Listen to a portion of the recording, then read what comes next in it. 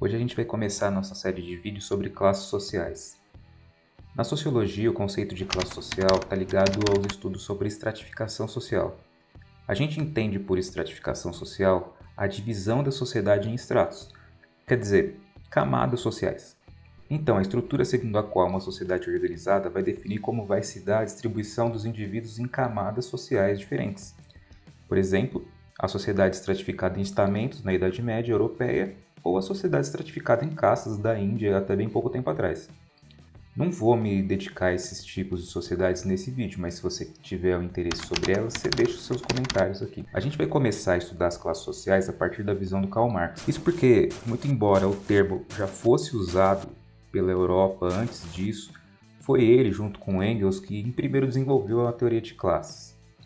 Ao estudar a sociedade capitalista, o Karl Marx entendeu que ela está estratificada por uma estrutura de classes. Para ele, o capitalismo produziu uma divisão social entre os proprietários dos meios de produção, a quem ele chamou de burguês, e os não proprietários dos meios de produção, a quem ele chamou de proletário. Entendendo, então, os meios de produção como recursos materiais que são necessários para produzir mercadorias, como, por exemplo, uma fábrica, uma máquina, o próprio capital a ser investido, a matéria-prima e o pagamento da mão de obra, os detentores desses meios de produção teriam uma condição de vida diferente e privilegiada em relação aos proletários, que não teriam nada além da sua força de trabalho para vender e assim conseguir obter seus meios de existência. Aqui eu aproveito para te apresentar o sociólogo e antropólogo Rodolph Stavenhagen. Ele nasceu na Alemanha em 1932, mas antes de completar 8 anos ele foi para o México fugindo dos nazistas. No México ele desenvolveu estudos sobre populações indígenas e se tornou um importante ícone dos direitos humanos. Faleceu recentemente, em 2016. Em seu texto Classes Sociais e Estratificação Social, presente no livro Classes Sociais nas Sociedades Agrárias, mas que você pode ler na coletânea Sociologia e Sociedade, organizada por Maria Alice Forac e José de Souza Martins, ele diz que as classes sociais só podem existir dentro de uma teoria de classes e de uma estrutura de classe. Além disso, ela é uma categoria histórica que está o tempo todo relacionada ao desenvolvimento da sociedade.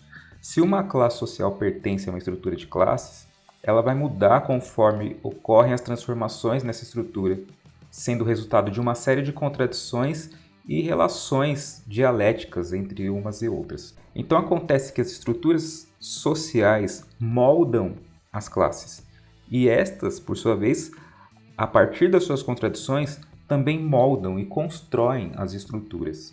Existiria então duas fases no desenvolvimento de uma classe social. A primeira, uma classe social nunca existe de maneira isolada e por ela ser parte de um sistema todo, ela acaba existindo em relação a outra ou a outras classes que estão dentro da mesma sociedade. A segunda fase acontece quando a classe toma consciência de si mesma, dos seus interesses e da sua missão histórica. Nos termos de Marx, na primeira fase, a classe existe em si, e na segunda fase, a partir da tomada da consciência de classe, ela existe para si e torna-se classe de verdade, classe raiz, que se organiza como grupo político capaz de intervir em lutas sociais e conflitos socioeconômicos que existirem por aí. Agora, como se dá essa passagem da classe em si para a classe para si, dependeria de uma série de fatores históricos concretos. Não dá para você traçar um caminho único para todas as sociedades, porque as condições sociais de existência determinam a consciência das pessoas. E isso está lá no materialismo histórico do Marx. Eu já discuti essa ideia em um vídeo sobre o mesmo tema. Se você quiser ver, dá uma clicada aqui no card aqui em cima e você pode dar uma olhada em mais detalhes. E se você quiser saber mais sobre o Rodolph Stavenhagen, dá uma olhada nos links que estão na descrição. A referência do texto em que ele discute tais questões também está lá. Agora imagina uma sociedade qualquer que tem um sistema socioeconômico determinado, no caso o capitalismo. Essa sociedade vai abrigar as classes produzidas por esse sistema e essas classes provavelmente vão ser antagônicas, ou seja, elas vão ser opostas entre si. E ao mesmo tempo que elas são antagônicas, elas vão ser complementares. Elas vão ser opostas porque vão ter interesses políticos e econômicos particulares, que podem implicar, podem gerar conflito entre elas mesmas. E elas também vão ser complementares porque as relações que existem entre elas vão formar, vão estruturar a sociedade. A sociedade seria a estrutura construída pelas relações de conflito, de oposição e de complemento entre uma classe e outra. Como nem sempre as pessoas conseguem notar essas relações no cotidiano, um bom exemplo pode ser visto na ficção. Por exemplo, a série Expresso do Amanhã mostra um futuro distópico, em que as mudanças climáticas provocaram um aquecimento insuportável no planeta, fazendo com que os cientistas desenvolvessem uma técnica para resfriar a Terra. Acontece que esse procedimento de resfriamento deu errado e provocou o congelamento do planeta, acabando com toda a vida na Terra. O empresário então teria previsto essa catástrofe e teria construído um trem com mais de 1.000 vagões, que serviria como arca e circularia infinitamente pelo mundo, gerando energia para si mesmo e possibilitando a vida dentro do trem. Mas para entrar no trem era preciso ter bilhete, ingresso, e esses bilhetes tinham que ser comprados. Com valores diferentes, esses bilhetes dariam acesso a vagões diferentes no trem, sendo que esses vagões seriam ocupados por pessoas com poderes aquisitivos correspondentes aos bilhetes que compraram.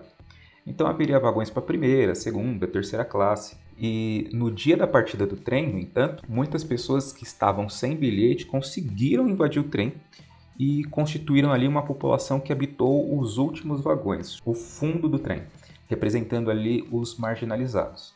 Se você quiser ver a série, deixei o link aqui na descrição. Uma boa pergunta a ser feita nesse caso é a seguinte: por que não abrigar somente os ricos no trem, em vez de dar bilhetes também para segunda e terceira classe? Porque assim seria mais lucrativo para o dono dessa arca. Só que, se existir somente uma primeira classe, não existe classe nenhuma. Todo mundo seria igual e não teria privilégio. Todo mundo teria que trabalhar para que houvesse alimento disponível, limpeza, organização. Só que se houver uma terceira classe dentro do trem, ela pode ser responsável pelo trabalho, pela produção que pode garantir os privilégios da primeira e da segunda classe. A existência de classes sociais diferentes em uma sociedade faz com que o trabalho seja dividido entre elas, mantendo uma ordem social em que os trabalhos indesejados podem ser facilmente oferecidos para quem estiver numa classe inferior e que, portanto, dependa disso. As classes inferiores dependeriam das classes mais altas para terem o trabalho, e as classes altas dependeriam das classes baixas para manter a sua condição de vida privilegiada. Esse é um exemplo do que o Rodolfo Stavenhagen quis dizer analisando o conceito marxista ao afirmar que, como as classes, a partir das relações que criam entre si, estruturam a sociedade, as lutas de classes acabam expressando as contradições internas dentro desse sistema socioeconômico. Assim, acontece que a posição de uma pessoa na sociedade, a inserção dela em uma determinada classe, estaria relacionada diretamente à situação na qual ela se encontra em relação aos meios de produção. E quando essas pessoas de uma determinada classe social conseguem perceber que estão na mesma condição, ou seja, quando elas tomam consciência de classe, a classe social deixa de ser um agrupamento meramente ocasional que limita ou privilegia indivíduo e passa a ser uma comunidade em potencial que pode interferir diretamente nas condições socioeconômicas que são dadas pela estrutura social, nas questões do governo, nas questões do Estado.